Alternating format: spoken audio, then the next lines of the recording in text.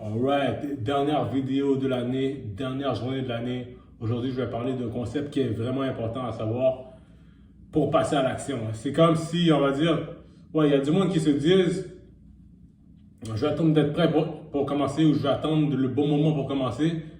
Mais ça là, c'est comme si tu te disais en fait, comme si je donne un exemple, c'est comme si tu te disais, je vais attendre je vais attendre que ça soit calme pour me préparer pour la guerre, tu vois.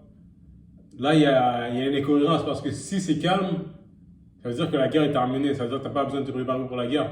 Puis si c'est calme, ça veut dire que, la guerre est déjà terminée. Ça veut dire que quand tu dois te préparer pour la guerre, c'est dès que possible, c'est le plus tôt possible. On va dire, si tu as quelque chose à faire, ok, mais c'est pas le bon moment pour commencer. Tu dois le commencer anyways.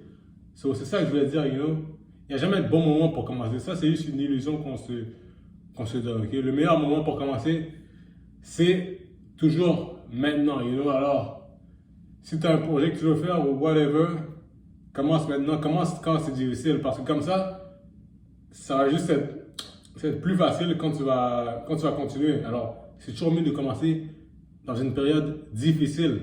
Comme ça, quand tu vas rencontrer une autre période qui est difficile, tu vas te dire que c'est pas si grave que ça parce que tu avais déjà commencé quand c'était quelque chose de difficile. Mais par contre, si tu commences quand c'est vraiment facile, puis quand tu es prêt, même si ça c'est vraiment théorique, parce que quand les gens disent qu'ils vont commencer quand ils vont être prêts, ça veut dire qu'ils vont jamais commencer. So, c'est ça. Alors, commence quand c'est difficile, parce que si tu commences quand c'est facile, il va y avoir une difficulté qui arrive, puis tu vas plus avoir tendance à vouloir abandonner vu que tu ne vas pas être habitué aux difficultés que tu vas rencontrer. Donc, c'est ça que je voulais te dire. Si tu as un projet, commence-le maintenant. Et ça, c'est un bon mindset à adopter pour les années à venir. Pas uniquement 2023, vraiment toutes les années à venir.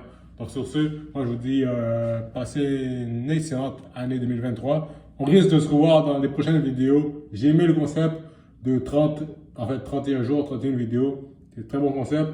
Alors là, sayonara, on se voit en 2023.